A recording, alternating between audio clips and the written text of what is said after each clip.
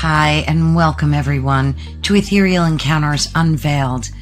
Today we are broadcasting live on the United Public Radio Network and the UFO Paranormal Radio Network, 105.3 on the Gulf Coast and 107.7 FM in beautiful New Orleans. Hello, everyone. Welcome. It's always a blessing to be here. And of course, we're live today, and we have a really exciting show for you. And just to give you a little precursor, again, welcome to Ethereal Encounters Unveiled. And of course, we're broadcasting live on the United Public Radio Network and the UFO Paranormal Radio Network. So much thanks and blessings to them. So today we're thrilled because we're joined by an author, a journalist, and a sacred travel expert, Dana Micucci. I think I said her name correctly. Her memoir, Years of Living Dangerously, Lessons from the Front Lines of a 21st Century Lightworker, is far more than a personal story. It's a vivid map detailing an extraordinarily journey that she took throughout the world's most powerful spiritual sites. And when I read this book, it was a page turner, very riveting. I was a little jealous too.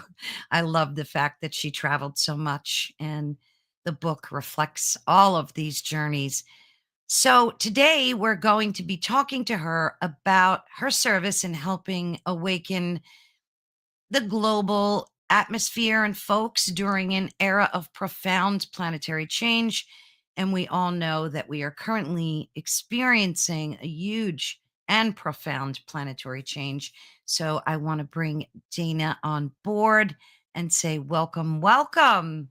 Thank you, Carol Ann. It's very nice to be here. Thank you for having me on your show. Of course. Thank you. It's always a blessing. Thank you so much. And hopefully we'll get a bunch of people in the chat that'll be able to join us in this conversation. And we added a new show, which is on Wednesdays. So we're live Wednesday, Thursday, and Friday. And a lot of folks aren't used to us being live. Well, my channel being live on Wednesday. Sometimes they pop in. Sometimes we get a lot of folks. Sometimes we don't. But either way, we're live, and we hope everyone will join us. So Dana, tell us about your personal journey. Like, what brought you to this place that you arrived at today? As I said, I read your book. I loved it. And we want to know more about you. So I'm going to step away for a minute and let you talk about your journey, how you arrived at your place today, where you're at, and how you come to write this book. Sure, Carol Ann. Yes. So, well, this begins many years ago, actually in New York City, where I was a journalist writing for a lot of well-known publications about art, culture, and travel. And I lived in Manhattan for 22 years. I'm now based in Taos, New Mexico. But during my time as a journalist, I would choose assignments that would take me to sacred sites around the world. It was just something I felt a great urgency to do, to visit. And I was passionate about this. So the articles were really a vehicle, Carol Ann. I feel that they were a means to get me to these sacred sites everywhere from the Australian outback to Angkor in Cambodia to Egypt many times. Feels like a second home to me, to Peru and Bolivia and the Holy Land and the Sacred Mary Magdalene sites in the south of France, which I do write about in my new book, The Years of Living Dangerously, Lessons from the Front Lines of a 21st Century Lightworker. And so I had a book that came out before this one that began to chronicle my experiences at some of these sacred sites that I mentioned. And that was called Sojourns of the Soul, One Woman's Journey Around the World and Into Her Truth. That came out in 2011. It won a gold medal in the Nautilus Book Awards. And then over time, I kept traveling. And what I found is that certainly when I was a journalist, these experiences were far more about than the articles that I was sent to write.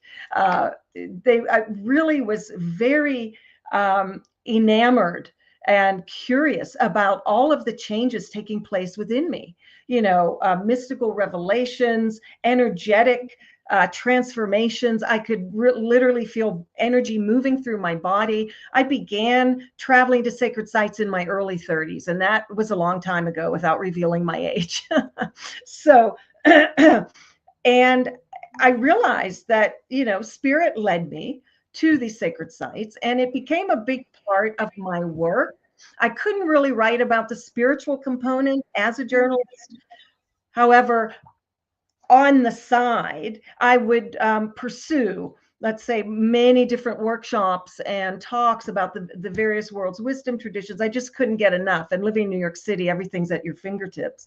And also many healing modalities. And I've been trained in shamanic healing in particular over 30 years now. And I have a practice where I do work with people one-on-one. So fast forward, I left New York City at the age of 50, and I decided that I needed a change. I was there for 22 years. And the energies, as you probably know, Carol Ann, when you're in a place with a lot of density, meaning, population density, especially, it's not easy on your energy field. No. Sometimes like a pinball just being thrown around. And so I just more and more, as my spiritual journey deepened, and my commitment and devotion to my spiritual path deepened, which is ongoing for all of us. We're infinite works in progress, as we know.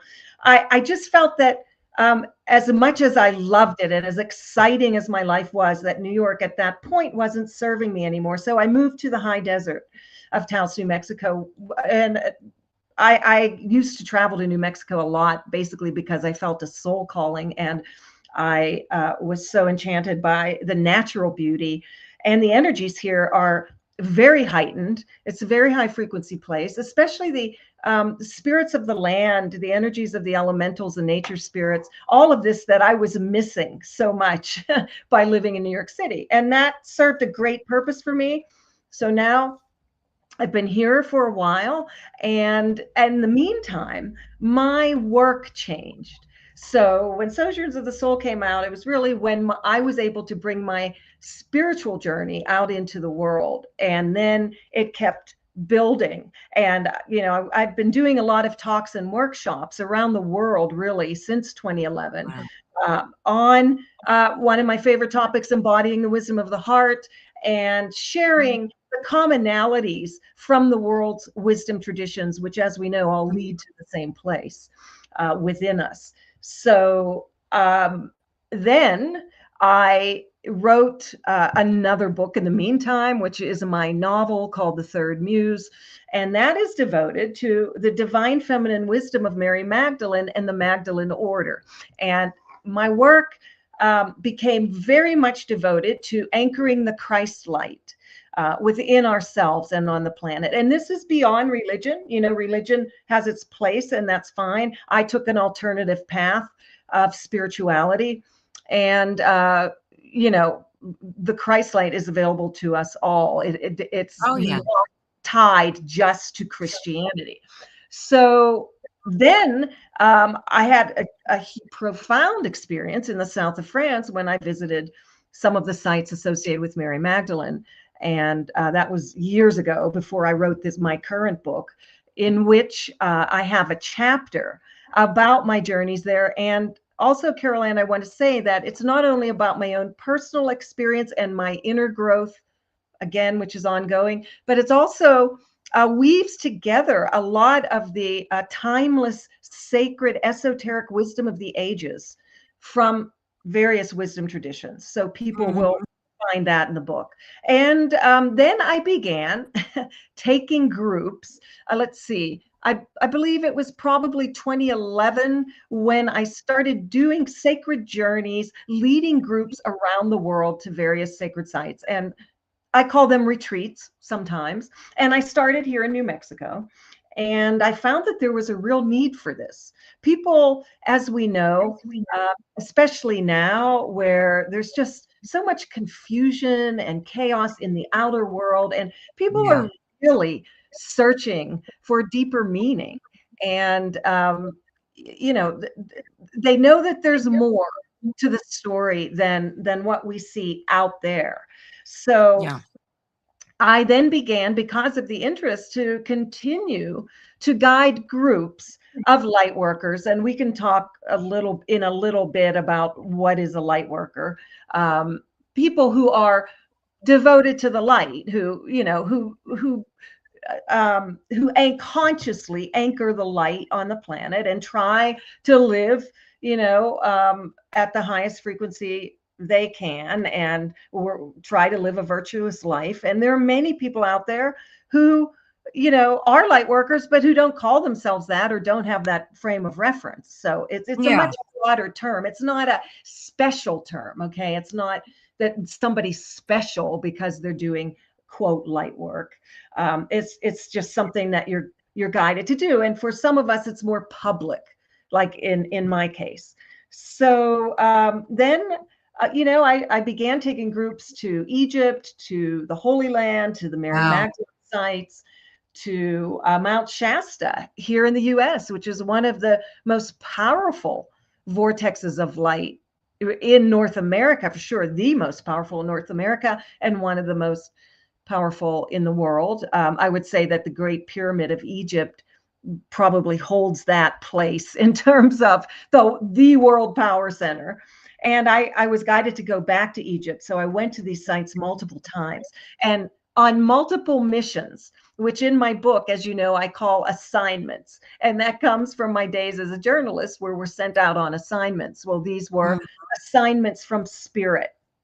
And this is these as missions, assignments to sacred sites were, yes, about raising our own frequency for our own personal evolution, but also, Right. most importantly, for the collective evolution Hmm. and anchoring what I call ascension energies. So ascension simply means moving to higher dimensions of consciousness. Wow. I want to address first, like I was born in New York City and lived there um most of my adult life. And then when I got married and had kids, I wanted to get out of there because Mm-hmm. like you said, it's really soul sucking in so Yes, many ways. While you're enjoying the benefits of like all the shopping and the food, that stuff kind of wore off. Even when right. I moved here to Pennsylvania, I commuted to Manhattan for 12 Mhm. years back and forth because the jobs, that's where the work is. Right. But I can totally relate to that energy that you were talking about Yes. where it really is soul sucking. And I think that's why a lot of people are moving out of the big congested cities and Yes. they're coming to urban areas and rural areas, and they're farming and doing all this great stuff. So let's, and I think it's so brilliant that you got to travel. Many of Mhm. us couldn't, be in a position to do that. So I have so many questions to ask you about that. But before we hop into that, let's talk about the term light worker, because Mhm. like I always, and you're right, many of us don't put that out there into the universe Right. really. It's Right. something we really did, people still kind of think it's woo woo, Yes. to talk about. And fortunately, being a part of this network, I have so many of my peers that we get to talk about this every day, but outside of that, it's Right. still looked upon as, cuckoo talk. And a lot of people Yes. think Yeah. it's out there. But Right. I've always called myself an empath and a light worker Sure. internally. It's Sure. something. So let's talk about light work. Um, Yes.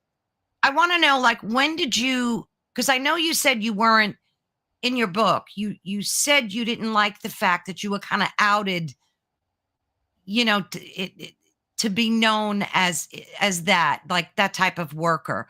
Like I think you were still doing publishing at the time, but I know I read that Right. they posted pictures of your apartment or something. Right. And Right. yeah, so you were a private person is what I'm Yes. trying to say. Yes. Yes, I'm a very private person, and and I did write about that, Carol Ann, about an article in the Taos newspaper, and this had to do with my shamanic work. Now, I'm in a shaman central here in New Mexico, where people say there's a shaman behind every rock. We have Yeah. the Native American community, and that age-old tradition, which I'm so respectful of. And I've studied with a lot of incredible teachers and worked with shamans in the Maya lands and in Peru. And so anyway, I was just doing my healing work, and the Taos News, I was very grateful. They sent a journalist and they interviewed me, but I didn't realize, nor would I ever have given permission to have my home, the inside of my home, Yeah. and me plastered on an entire page of the newspaper. So what happened, and that was a while ago. Okay, I'd say that was probably about 12 years ago. And where, you don't necessarily want to be a blinking light. I don't like to call attention to myself. I just like to do my work privately. Yeah. Spirit wants me to go out into the public, which is why I do talks and workshops and interviews and write books. But what happened, Carol Ann, as I relate in the book, is someone didn't like that. Okay. Someone didn't like that I was shown as being a shamanic healing practitioner in this area where the Native American tradition is so strong. So a few days after that was published, my husband walked out onto the front porch, and there was a massive snake, massive, I read chopped that. in Yeah. half. Can you imagine? I mean, Terrible.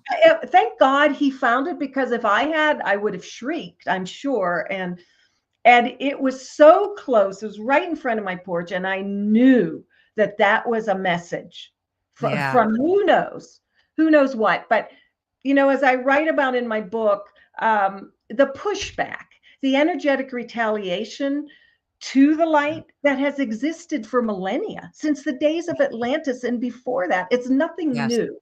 And so I knew that that was energetic retaliation for my shamanic healing work, which of course is also of the light.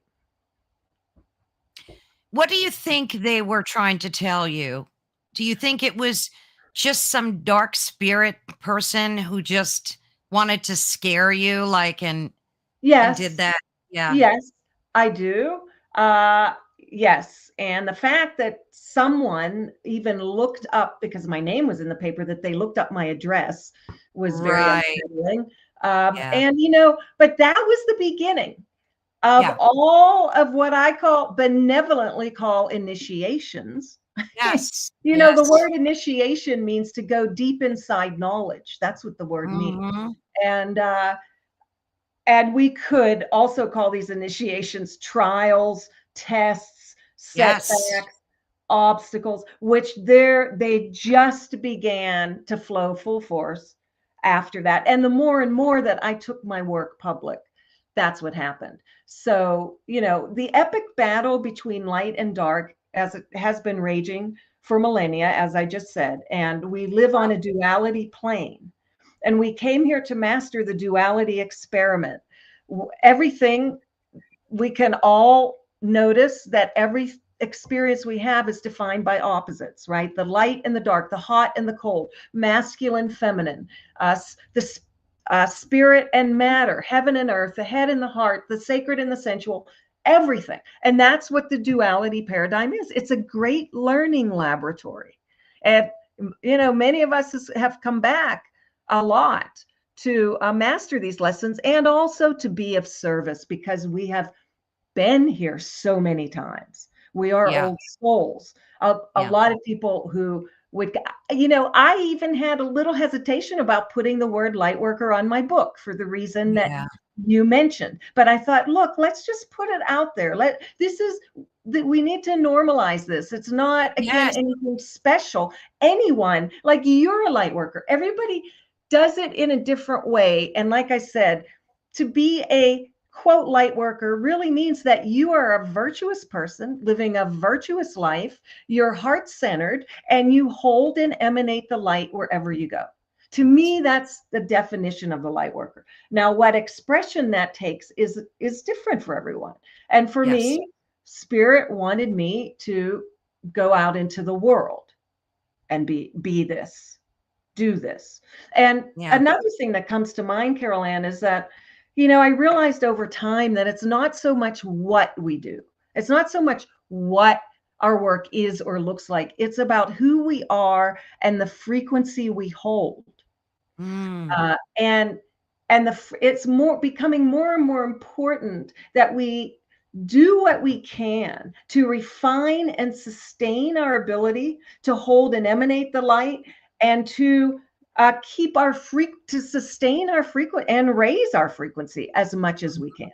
Not an Mhm. easy task in today's world, but light workers do this, and we must do this deep inner work that is ongoing, peeling away layers of density over and over again. Yeah. Yeah, So, that's so well said.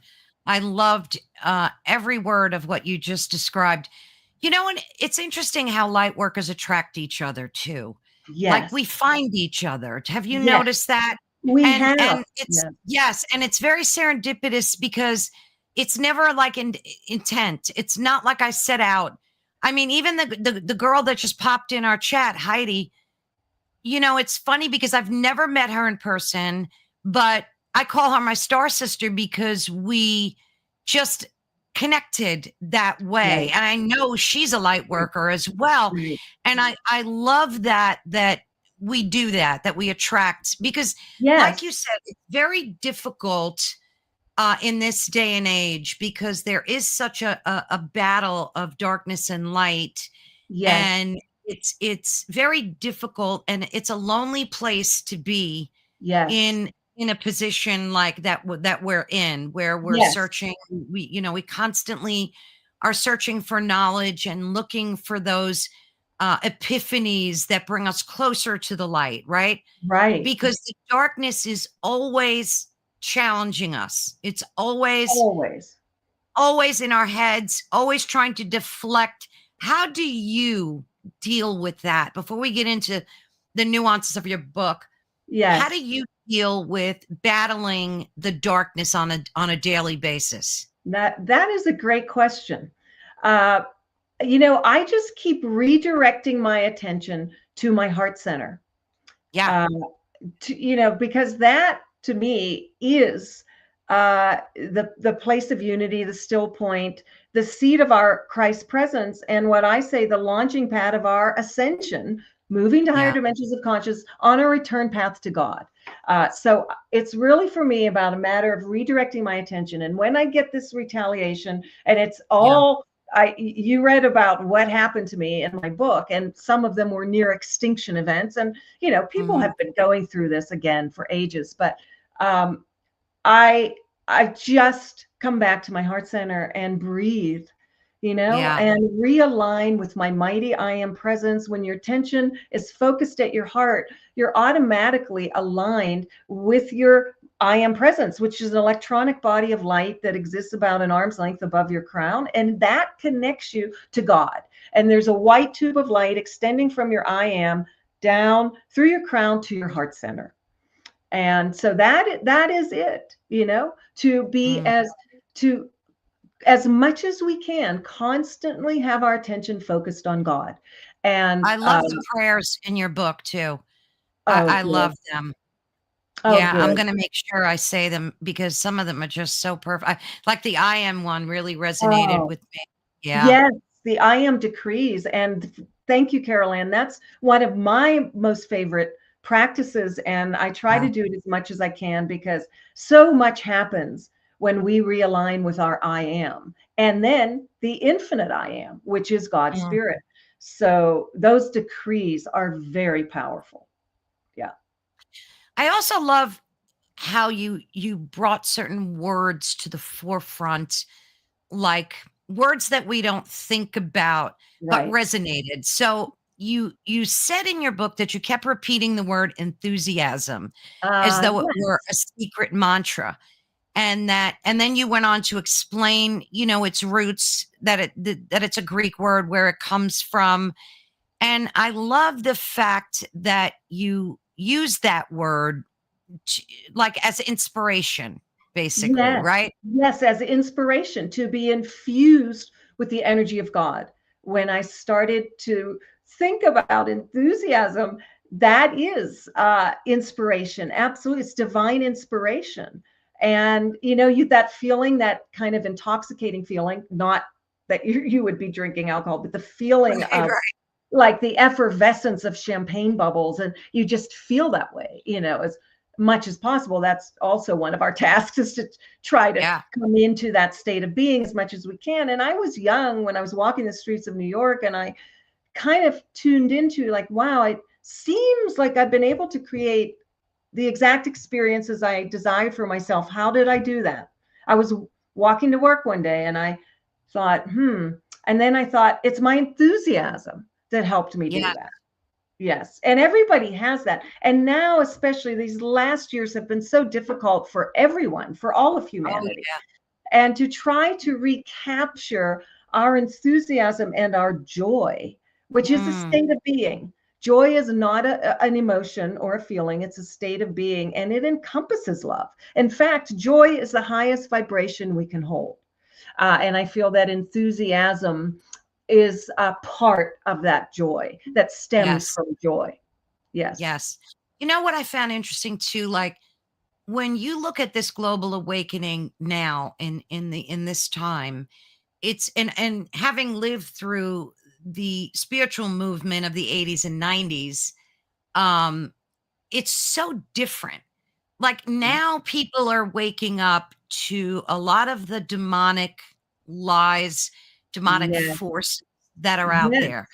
Back in the day, it was more about manifesting and, like, getting in touch with your consciousness and your spirituality. Back then, I don't ever remember reading about or talking to other people about these types of topics. So I think it's brilliant that we're waking up to the lies that we've been fed, Yes. right, about our Yes. history, even, and just a bit. Yes. So how do you find that, the difference between, like, those two spiritual eras? Yes, I think that's a really good point that you raise, and it's so true. There is a distinction, and it's not all love and light. Love and light No. is great, but there's the shadow. And this, Yes. again, this is the duality plane. We all have a shadow side. So what's happened, and we all must look at it and acknowledge it, and not push it away, but acknowledge it and integrate it with the light, so that we can transcend those opposites, those dualities. And there's a foundational teaching and practice of the ancient mystery schools, is the sacred intermarriage. And that's part of the sacred intermarriage of opposites. In Greek, it's called the hieros gamos. So yes, absolutely. In the early days with harmonic convergence, and which really kind of, I think, was the beginning of what was then called the New Age movement. And now we're not Yes. talking about the Yes. New Age, we're talking about the new paradigm. We're talking about, we could say, the new Camelot, we could say the new Jerusalem, whatever you call it now. And the new earth, especially the new earth, which we are anchoring now. The new earth is a frequency, and it's available to all of us at any time. And we don't really see necessarily a lot of the new earth manifestations yet. They are manifesting on the planet, materializing. Mhm. But Yeah. to keep our attention to align with the frequency of the new earth, then we're on it. We're in this world, but not of it. But absolutely, the people waking up, um, we have a lot of wonderful people to thank for getting the truth out there, on their podcast. You're one of them. And getting, the real story, the authentic Yes. story, not the lies. And I feel that it's up to each individual to decide to really want to know the truth. In fact, I Yes. have a whole chapter on truth in my book, divine truth, Yeah. which is the absolute truth. It's of God. It's not my truth or your truth or somebody else, which is to me an opinion. And, the truth is the truth. And it doesn't matter what people think of it. That is so true. And I like to always call it Christ consciousness because as you Yes, alluded to earlier, you don't need to be a religious person necessarily to discover and become one with the Christ consciousness within us. I think right. that's the light, right? That we refer Yes. to that. Yeah. Yeah. The light, yes, the Christ, everyone has a Christ consciousness. And all we have to do is reconnect with it, to strip away the layers to the awareness of its presence, as A Right. Course in Miracles says. And a Christ, Carol Ann, from what I've learned uh, and experienced, a Christ simply means, maybe not simply, profoundly means a Yeah. whole and healed human being. So, Mm, uh, Jesus or Yeshua, as some people call him, which feels more familiar to me, was a yeah. Christ, which means the anointed one. Mary Magdalene was a Christ. Baba Ji, the great mystic of the Far East, there's so many great Eastern mystics, became Christs. Saint Germain was a Christ. These were all beings who once walked the earth, mastered the lessons of life, and merged with their individualized, immortal God presence, and therefore we're able to ascend, to move to a higher plane of consciousness. And that's called, in the Ascended Master teachings, called the victory in the light. Now, the Mm, Ascended Masters are said to reside in the seventh dimension. We don't necessarily, we certainly don't see them in the 3D, and but they're right. always accessible to us. Right.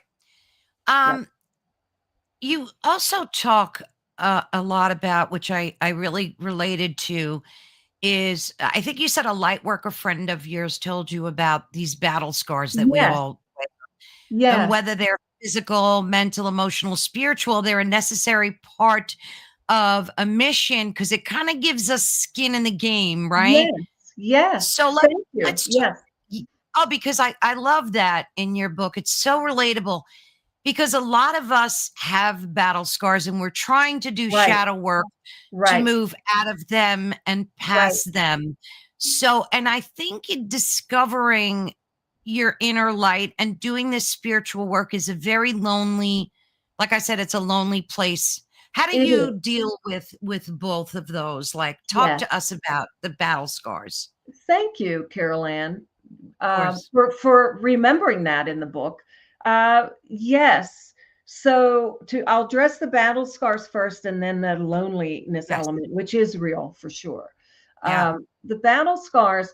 How do I deal with that? Well, it's funny because I get these battle scars. Some of them were physical. Like I mentioned Yeah. how I was thrown by a rogue wave 10 feet in the air as energetic retaliation for working with the San Andreas Fault and anchoring light there on the Baja Mhm. Peninsula. And then here, I could have easily perished in that ocean, but Sure. I was protected. We're always protected, especially when you've shown Spirit God that you are devoted to the light. Yeah, we have human flaws. We all are human, and when our hearts are in the right place, you have so much protection from the angelic realm, from God, from the Ascended Master. Mm, I So how believe do I that. deal with that? Is I just brush myself off and move forward. I might nurse my battle wounds maybe for a day or so, and then think, Dana, you have work to do. You have another assignment. You have a mission. And it's like, oh no, not again. Here it is again, the anti-forces. Again, I call the dark Yeah. energies the anti-forces. Here they Oh, are I again. love that. Yes, because dark. I mean, I just figure it's just the anti-light, right? And the light always overcomes the opposite. Yep. But they do need to be merged and integrated, like I said earlier. So, how I deal with it, Carol, is I just move on. I move on to the next Yeah. assignment. And and it's funny, I never think about like, oh, okay, Spirit wants me, for example, next October, I got an assignment from Spirit. I am to take a group to Peru and Bolivia in South America. I've been there twice, and to Peru and to Bolivia once. And I thought, oh, really? I have to go back. But when I went, I was on my own with either my with a friend, and then with the group when I was doing plant medicines in the Amazon. But I said, okay, I will accept this mission. But when I accept the missions, it never enters my mind that I'm going to have pushback and more battle scars. I just Mm, forget about it. I just yeah. become so enthusiastic about carrying out the mission. And I guess it's like mothers, I don't have biological children, but mothers say, oh, yeah, well, it's so painful to go through childbirth, but you forget about it and you Yeah. have another one Yeah. and another one. So Yeah. that's how it is. Yeah, it just, So I true. feel I'm so passionate about what I do that always overrides the battle scars. That's nice. I love hearing that. When you get these callings to do these assignments, what Yes, is that like? Like now you have one coming up in Peru. right. What tell us about like I'm so curious to know what that feels like. What that feel, it feels like really, I'll say spirit, God, what creator, whatever word you use. I'll say, really, spirit, you want me to go back there? Okay.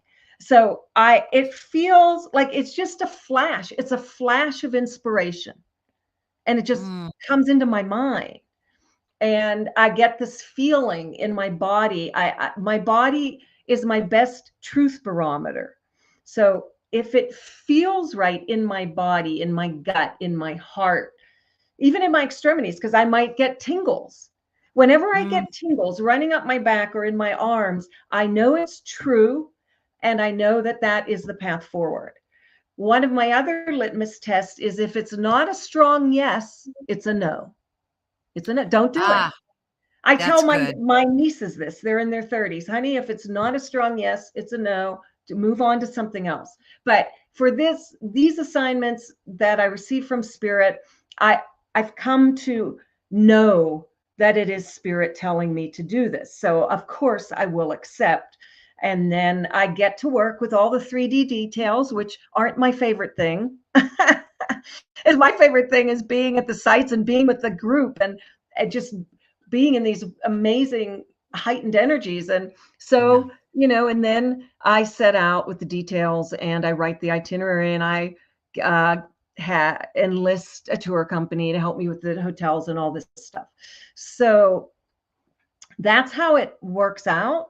And then I never really know, Carol Ann, what the exact mission is. I might have a glimmer. Um, Yeah. I have a glimmer. I have a general idea.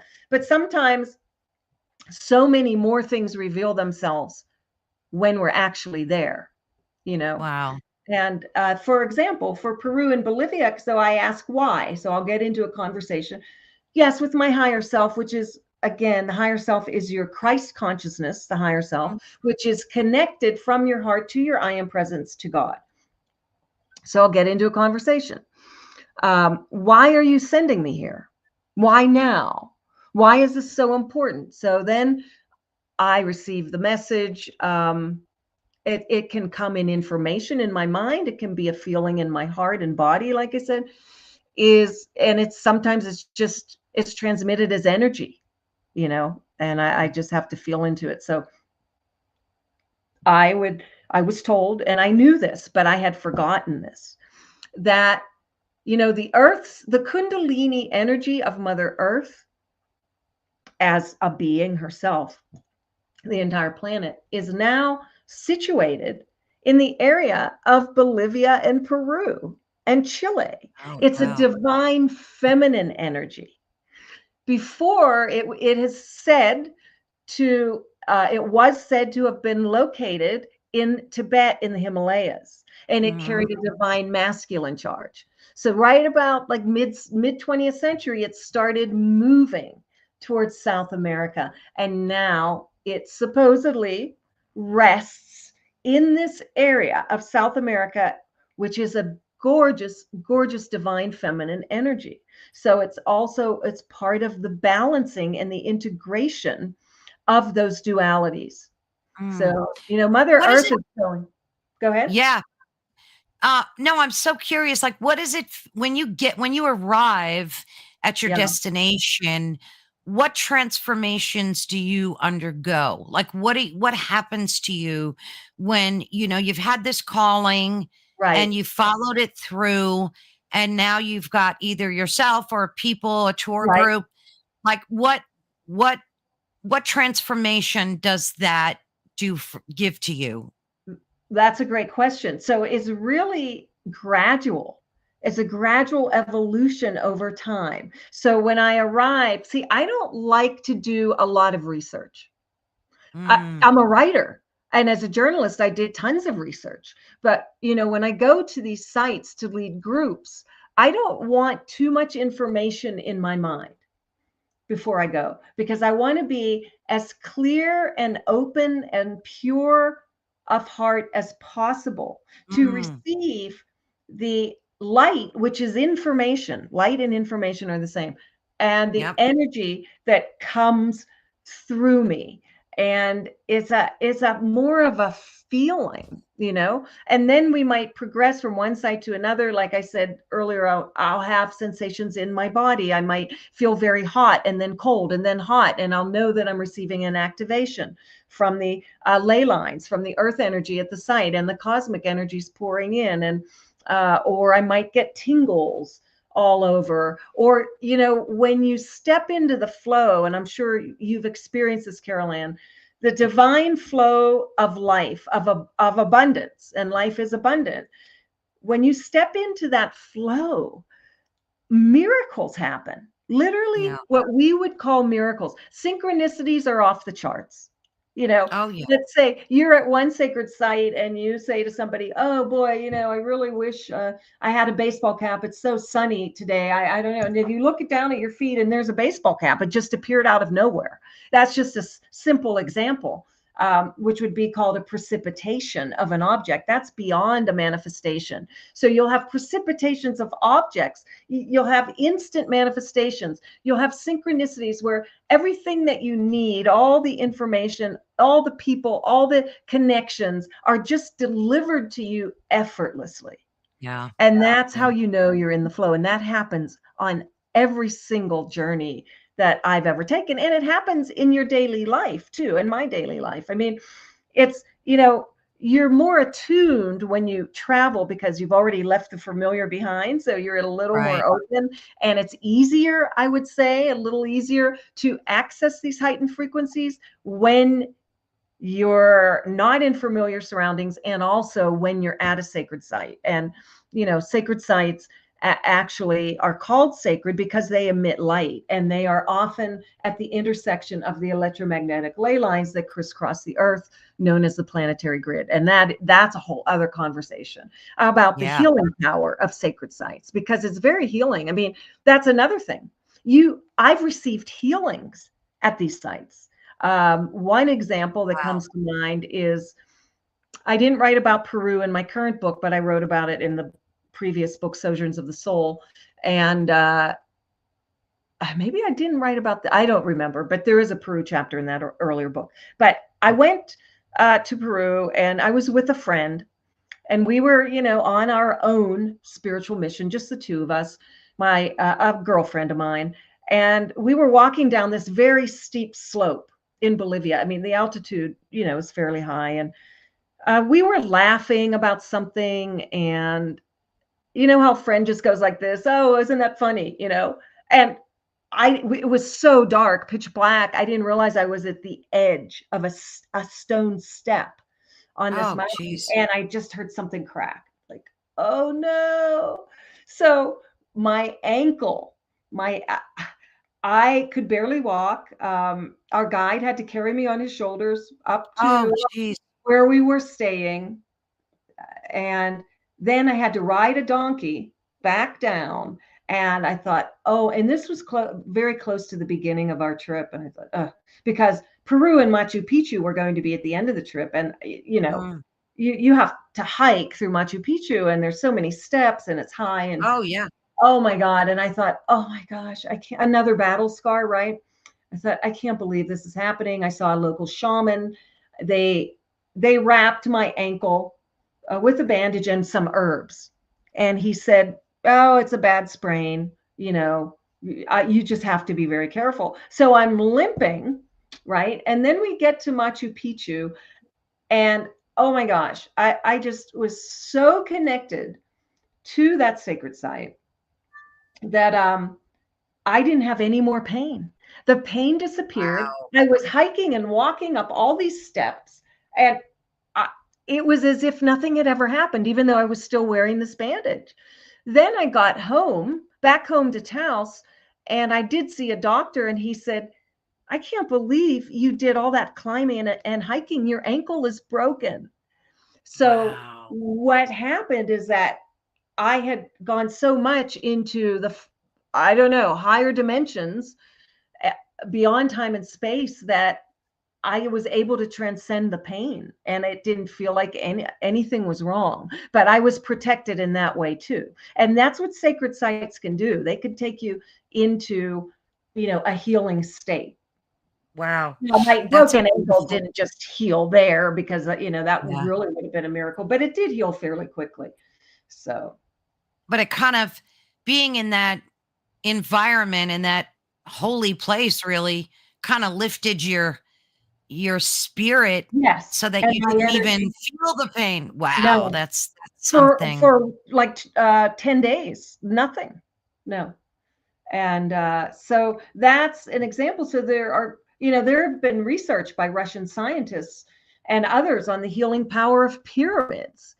And Yeah. that's pretty Oh, well yeah. documented, and people, uh, you could go and sit near a pyramid, and people have been healed of many different illnesses and diseases by Yeah, being I've in the heard. energy of pyramids, especially the Great Pyramid. It's just so powerful, a massive transmitter and receiver of light.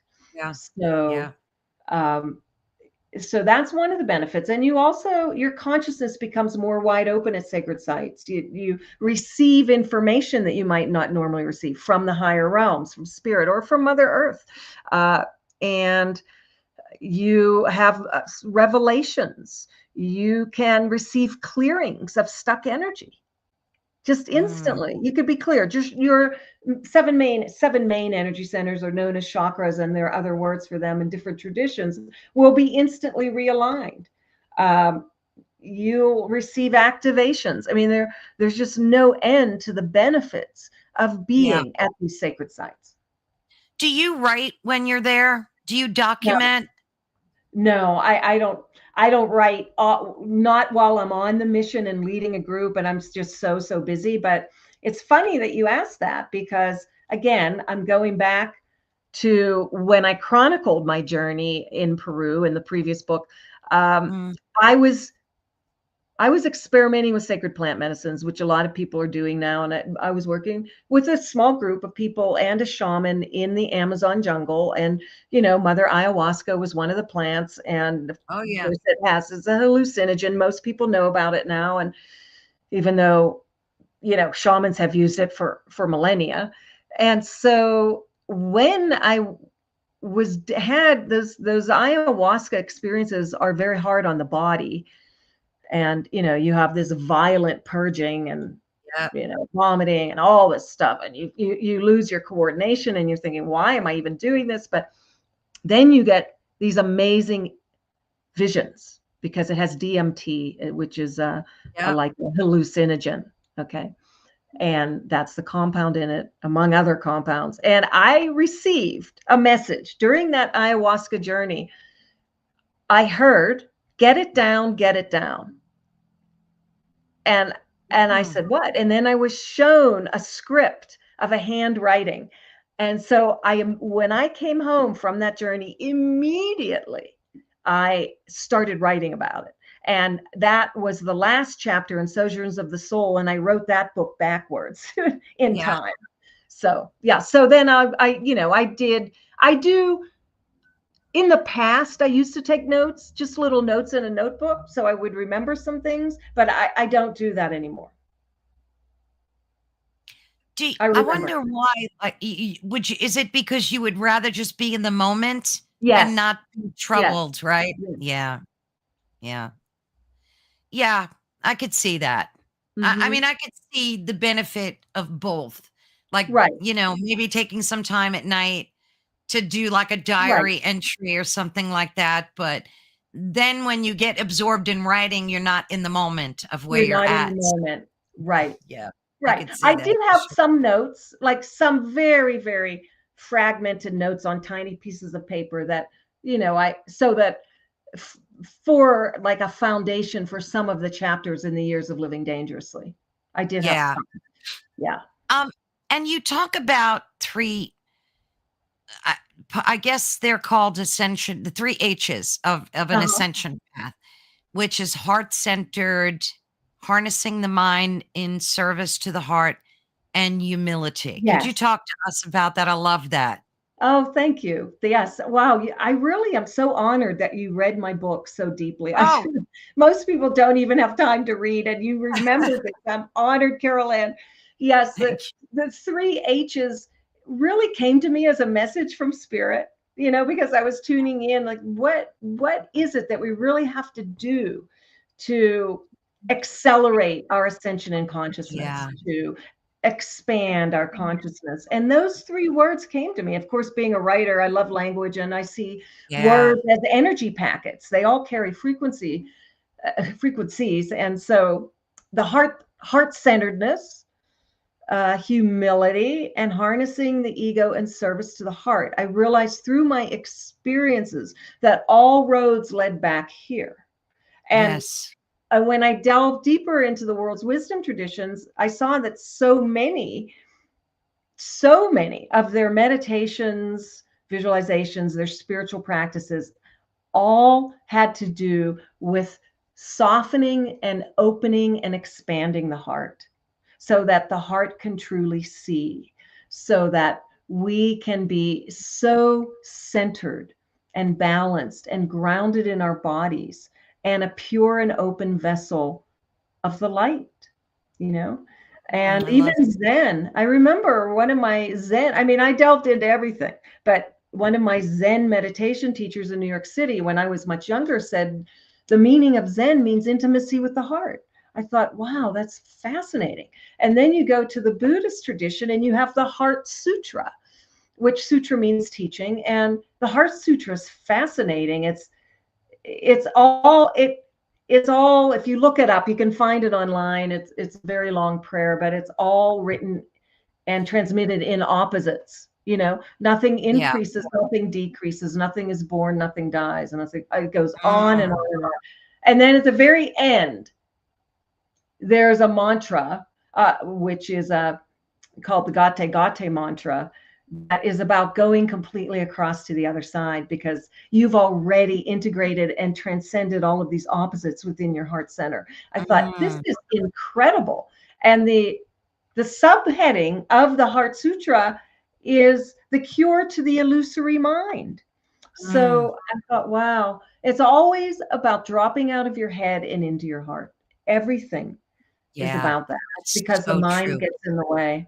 And Hmm. it's so difficult to do, Dana.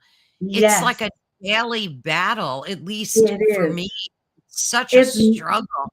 Yeah. it's not easy, and we have to use our No. mind more than ever with all of our, everything's moving so fast. We have our phones, we have so many ways of communicating, we have so many tasks, and so just taking a few minutes as much as we can each day and just drop out of our heads, our attention out of our heads and into our hearts, because the Yeah, mind yeah. agitates the heart. That's the mind agitates the Oh, heart. that's so brilliant. Yeah. That is so true, Dana. Um, and it's funny because like as an empath, I've always led with my heart. My heart has Hmm. always been like the center of my decision making. And Wonderful. anytime I've ever done anything unintentionally hurtful, I have two kids. So like my daughter, if I yell at her or say, well, they're grown now, but Right. I would always immediately feel it in my heart. And I Right. would always try to make amends for that. And I think that that's one of the big battles because you're so right. Your mind is always fighting with your heart, right? Always. Oh, and it agitates the heart. And that's why we have emotions. It starts in the mind. And because Yes. you'll have a traumatic memory of the past, or an anxiety of the future, or even something, maybe a doubt or fear or judgment from the present. And then all of a sudden, it sends these chemicals through, that thought sends Yes. neurotransmitters, chemicals, dopamine throughout your body. Humans become addicted to these chemicals, cortisol, others, and it's like you just become addicted to a bag of drugs within your body, Yeah, and yeah. you get into a vicious cycle. So we want to, that brilliant author, I can't remember her name, who wrote about the molecules of emotion, we want to transcend the molecules of emotion.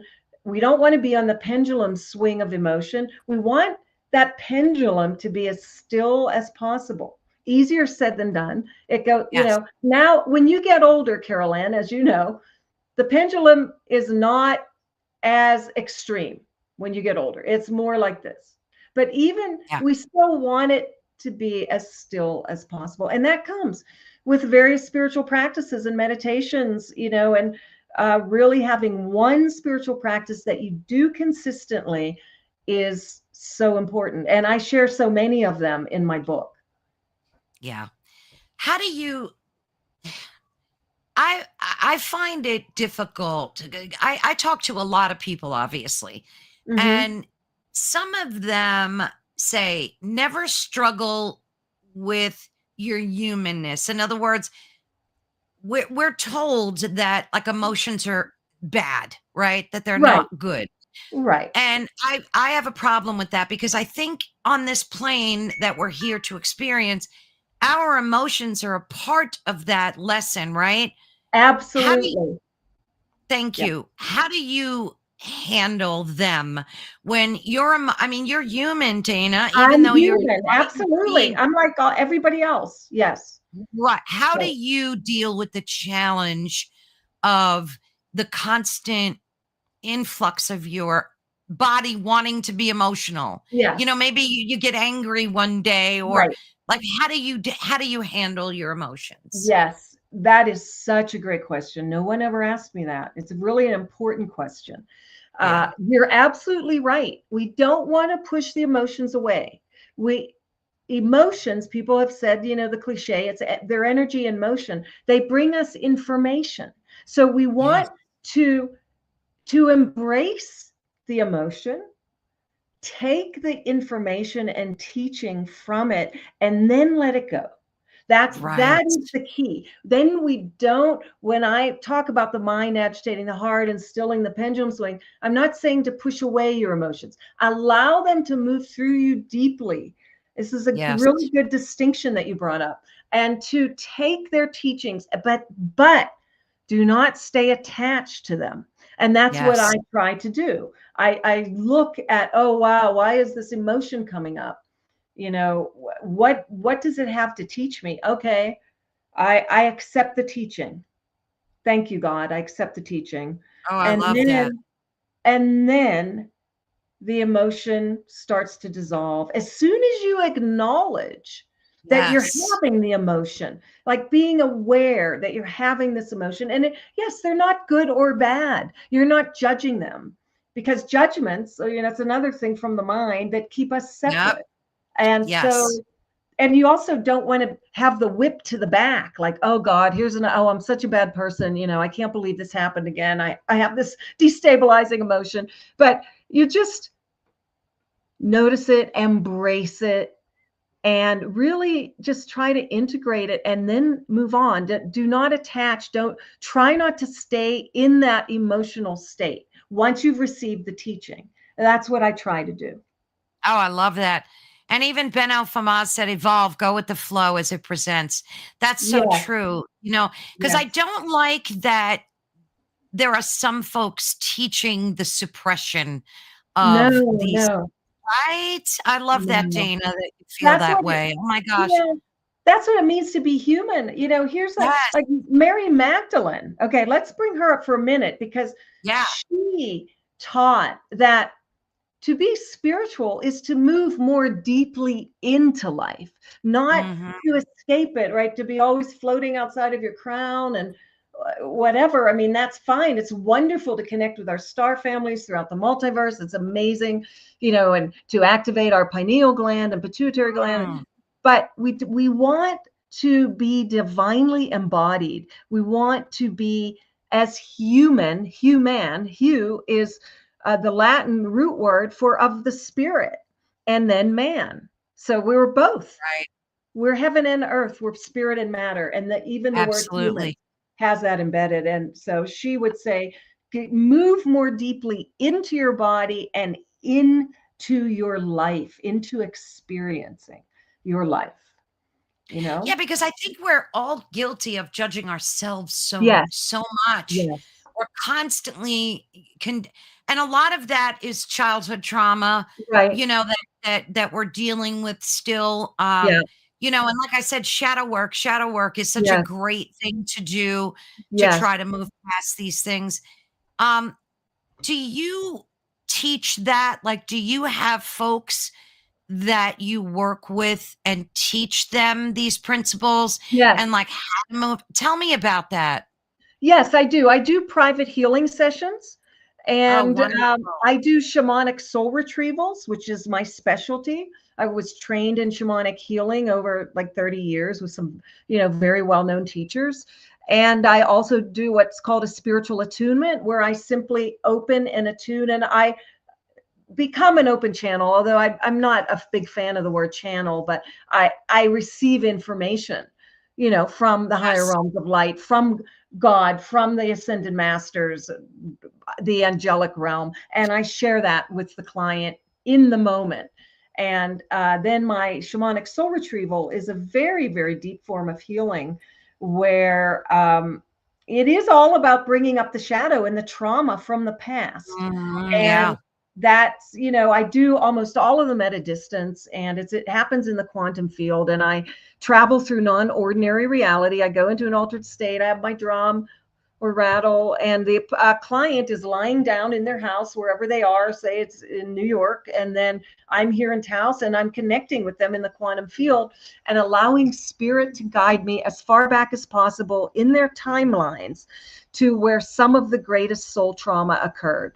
Now, people would say, oh, that's like a past life regression. Similar. I don't call it that, but Yeah. I've been trained by spirit God to do this. I mean, it is a shamanic practice, definitely. And I learned how to do that through the traditional ways, through the teachers. But then I took it a step further and then said, wait, there's so much more to this than just the present. And then I'm taken far back into past lifetimes where soul trauma occurred. I'm shown in great detail. It's like a film that passes before my eyes. I hear, I see, I feel, I gather all the information, I bring it back. And I also, most importantly, bring back the soul fragments that have fragmented off due to the trauma. And in the shamanic tradition, all the shamans throughout time have said that all humans suffer soul loss. And that Mm. is what happens when you go through traumas, especially throughout many lifetimes. Pieces of your soul fragment off as a self-protective mechanism, as a kind of a defensive mechanism, so you can move forward, but you're not really aware that you have less and less of your soul essence available to you. You're not Oh, playing goodness. with a full deck, so to speak. So I go in search of those fragments, which are energy. Energy even carries a weight. I find the fragments, I bring them back, reintegrate them into the person, and then along with all the information that spirit showed me, and in the act of doing that, all the trauma and the density from those lifetimes, uh, all of that is transmuted into the light.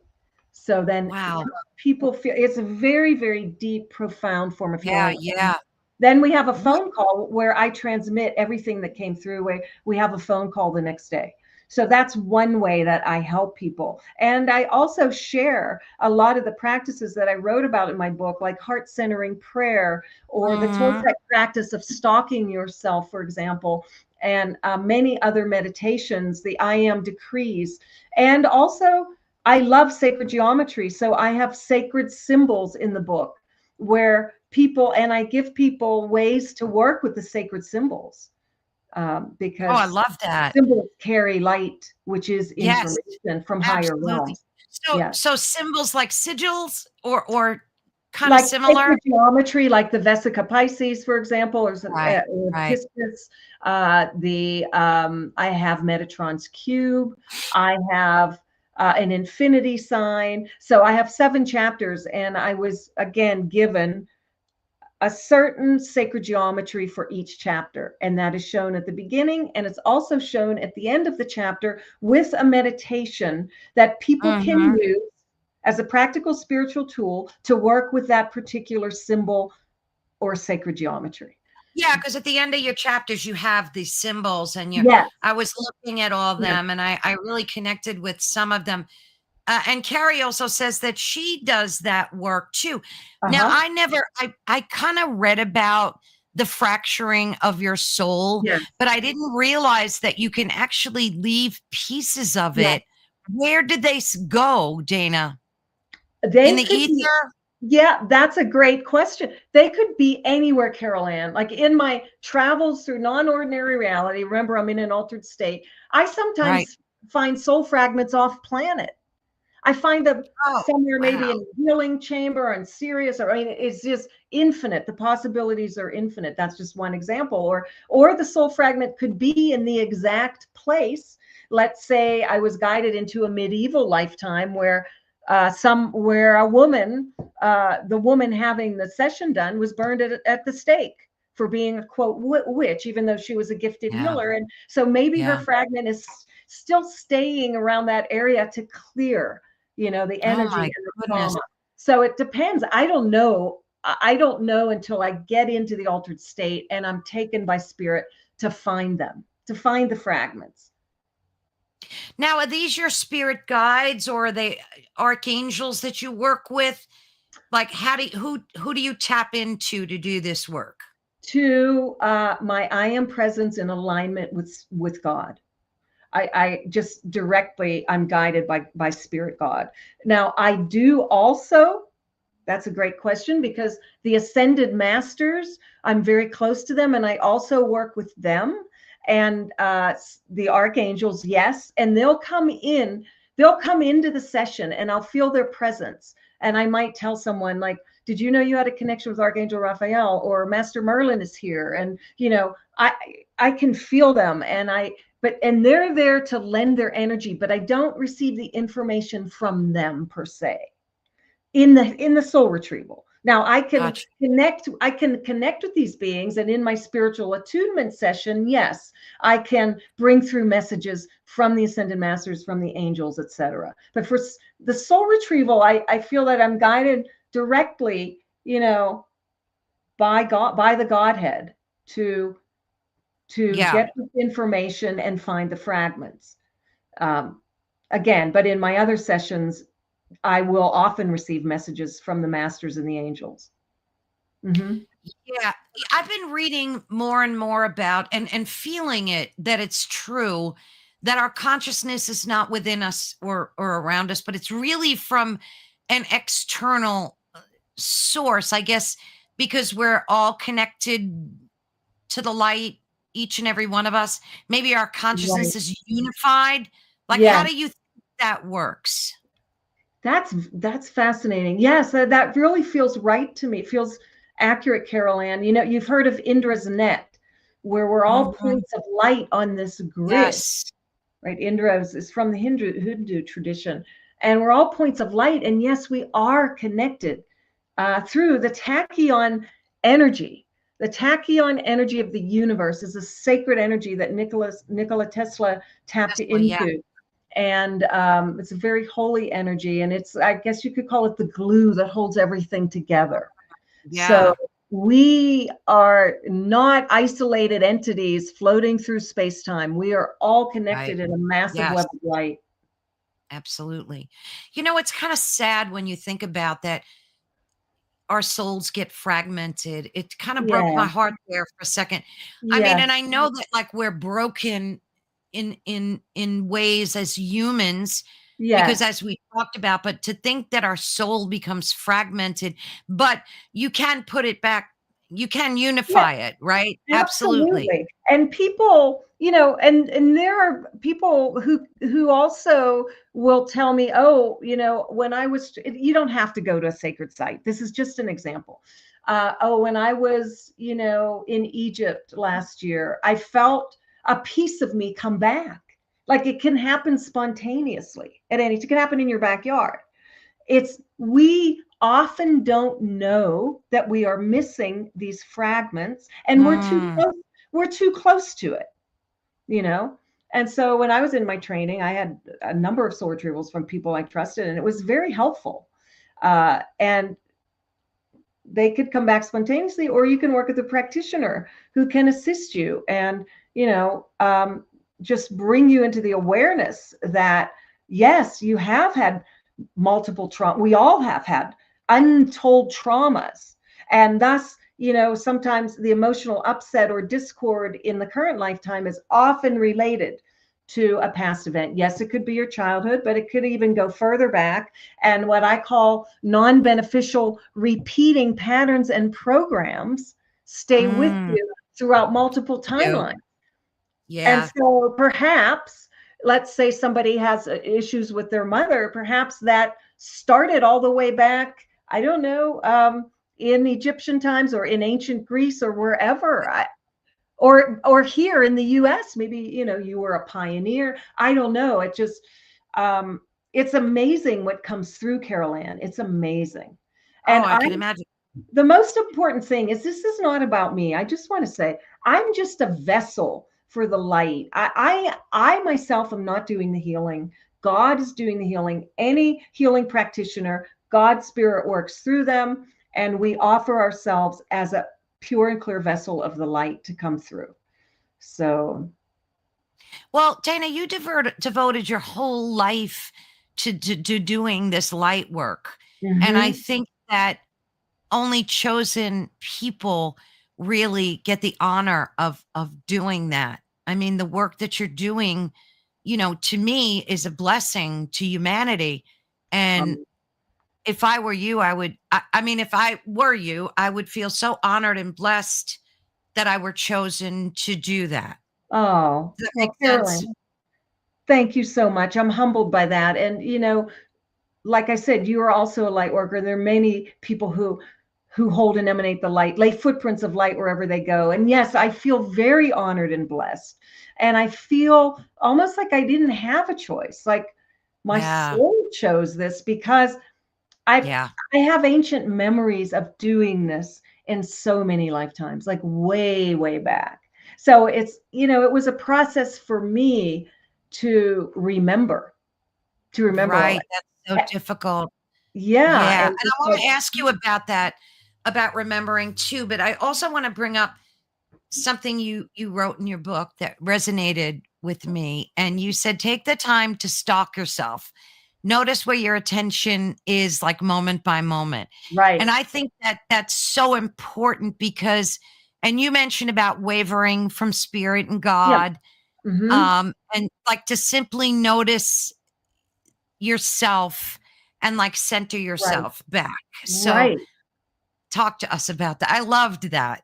Oh, thank you so much. That's one of my foundational practices. It's just, it has other words, mindfulness in this, day Yeah. and age, but this is from the ancient Toltecs, which were Mesoamerican indigenous peoples, and in Mexico. So I feel that it's so simple yet so profound, and you're just noticing.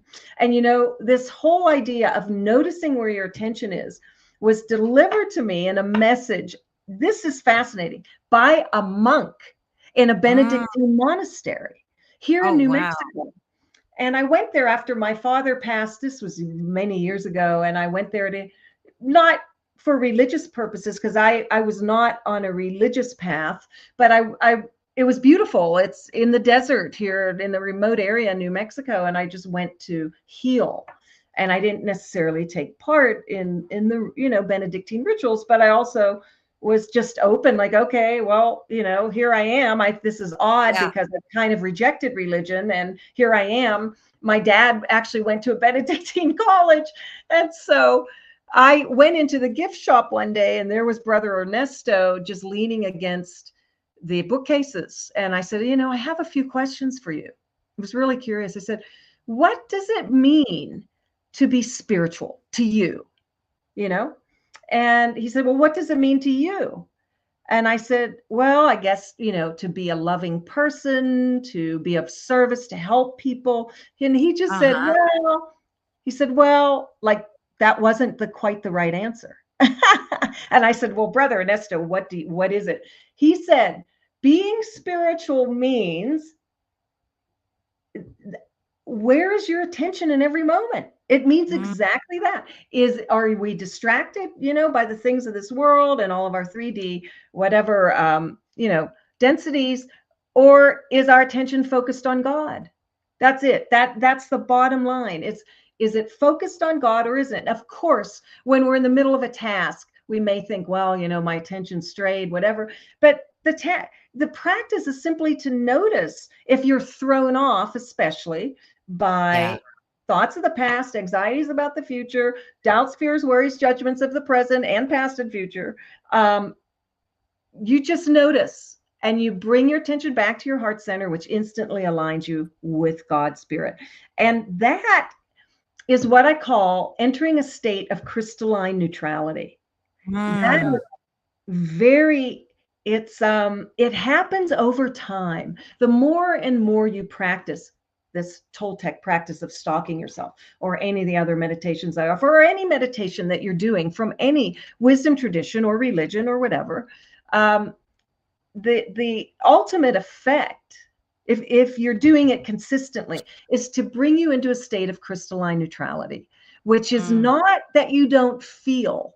As people say, well, I don't want to be neutral. I want to feel passionate. Right, It's not right. about that. It's about, again, not being attached to your emotions, like I was talking about before, not being attached. It's about, in the sacred text, the Dhammapada, the Buddha says the wise man, and today we can say wise man / woman, is Yep. neither elated or depressed. She walks on no matter what befalls him or her. Isn't that Yeah. interesting? So it's like I you're not love that. one extreme or the other. And so that state of crystalline neutrality happens over time, and you notice it when some trigger or curveball, as I call it, comes up in your life. Mm, And maybe it's the same, I don't know, maybe it's the same postal worker that kind of yeah. irritates you, and maybe they're not very nice, and you're there and you're like, oh, here's that person again, but you're not as triggered. You're like, okay, Yes. you're just in a state of acceptance. And you'll see these changes in yourself over time. When you have a spiritual practice, even if it's just one that you do consistently. Yeah. Oh gosh, I love that. Every moment of it. And it's so true because you catch yourself when you're triggered. Whereas, a person that's maybe not as tapped in would just ride with that trigger instead. Like Right, I'll catch myself in it and I'll right, say a prayer, that I'm right. able to move past it. And you're so right about just releasing it. Like feel it, acknowledge it, don't judge it, and then just move out of it. I love Right, that. That is right. so brilliant. Yes. Yeah. And Wow. yes, and even the famous Hawaiian practice of Ho'oponopono. You see you find yourself having a judgment, and you're thinking, oh boy, really, I'm gonna just drop out of my head and into my heart. And you could even say, I'm sorry, please forgive me, thank you, I love you. To between yourself and God, you have that dialogue between yourself and God, and then it radiates outward to whoever else was involved, right? Yeah. So Yeah. So, do you do like planetary energy work as well? Because I know they have these global meditations that take mhm. place occasionally, and they do somehow measure them that they are releasing, I guess, light and Right, energy to heal right. the. Do you do any of that work? Like you obviously work with energy. Yes, Um, yeah. yes, we do that on my sacred journeys in person, and I also, over time, have done a lot of online gatherings where Nice. we convene and we'll all enter a meditative state, and I'll guide people through meditations and visualizations. I've done a lot of that online, and I have a number of audios available on my website that people can go to danamicucci.com, which I see is running down at the bottom of your screen, Carol Ann. Thank you. And they can find a lot of these audios that were actually live online events that I did with groups of people. Yeah. Oh, wait, I had it up there. Okay, so there's your website with a beautiful picture of you.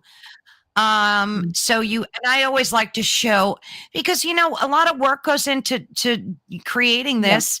And okay, so here's your services. Very nice. Right.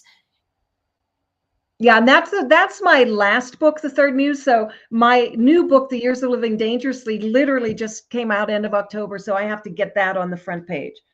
Yeah. Oh yeah. But That's it's the there book on I the book read. page. It's on the lower left of the book. Yeah. Oh wow, you've written a lot of lovely books. Mm-hmm. I would love to have you back and talk about one of these other books too. I just love your philosophy and the work that you're doing. So here you have events. Okay, so like your tours, is this how you publicize them? You have this retreat here. Yes. That one is in July, right? Yes, I'm also doing a retreat at Grand Teton National Park, which is a really exquisite vortex of light, and it's an etheric retreat for the Ascended Masters, where we go deeply into the Ascended Master teachings and practices. Very transporting. My Peru journey is not on there. I have an itinerary. If anybody's interested in the Peru-Bolivia journey, they can contact me directly at my email, dana@danamicucci.com. And, okay, you also have contact here, right? So somebody yes, could. and I Right have there. a mailing list. Please sign up for my newsletter if you're interested in my work. I send out monthly newsletters, so I have a mailing list and a strong client base, and people. It's a community of light workers, and Beautiful. in these newsletters are resources, for people on the ascension path, resources, inspiration, and news about my upcoming events. Oh, beautiful. Yeah, because we're all on this journey together. Yes. And we're all looking for like our spirit guides and our folks to connect with and learn from and continue growing. And I would love to go on one of those retreats. Oh my goodness. Oh, I'd love to have you, Carol Ann. Oh my word, that would be such Yes, a I mean, I wonderful. have openings on both of those. Like for Peru and Bolivia, people will contact me if you're interested. I'll send you the itinerary directly, and then for the Ascended Master Retreat, that's only 3 days. The Bolivia Peru retreat is 11 days. Oh wow. The link to the itinerary and information for the Ascended Master Retreat in Grand Teton National Park, Wyoming, is on my website. You click on there and you'll have the whole itinerary. Wonderful. Well, I would love to have you back, Dana. Maybe we can talk about one of your other books or any other topic that you would love to discuss. Yes. I'll reach out to you via email, okay? And we could set up another date. I'd love to, Carol Ann. Thank you. I'm honored. I would love to be back. And it was I felt such a connection with you sharing. Yes, I was just going to say that. Yes. Thank you so much for who you are and all the great work you do. Thank you. Yes. Thank you. I definitely felt a connection between us. And I love your book. I love your thought process. I love the mission that you took on your whole life to be a light worker and to make the world a better place and to heal people and help people. It's brilliant. I love it. Thank you, Dana. Thank you. I'm honored. Thank you so much. Thank you, dear. And I will be in touch. Okay, great. I will look for that. Okay, Thank you, sweetie. Thanks for your time today. It was wonderful. Oh, God bless you. Much love. Thank you. Bye-bye. Bye-bye. Well, that was so much fun and so informative. And I learned so much, and I can't wait to rebook her. And I only rebook people that I truly connect with. And I really felt a divine connection to Dana. And I highly recommend you read her book. You can find the link in the description of my YouTube channel, which is Ethereal Encounters Unveiled. I have a direct link there. And of course, you can go to her website and purchase. Well, she said the new book isn't up there yet, but you can just email her and I'm sure she'll let you know where and when you can purchase it. It was such a joy to read. So thank you all so much for tuning in. And thank you, Dana, for sharing your journey and your profound insights today. I got the chills like several times while we were talking, and that always speaks volumes to me. So I just want to say blessings and thank you so much. And thank you, everyone in the chat. I love you all dearly. It means so much to me. I read each and every one of your comments. Heidi, Michelle, everybody that's been, Benno, Carrie, thank you all so much for popping in. You are all truly a blessing to me. And thank you so much. And I will see you tomorrow. I am going to be interviewing Michelle's better half, Wayne. We're going to be talking vampire stuff. So you'll see it. Oh, thank you so much, my star sis. You are brilliant. So be sure to tune in. I will post it all over social media, the link to the show tomorrow at 5 p.m. Eastern Standard Time. Thank you all, and God bless each and every one of you. See you tomorrow. Bye-bye.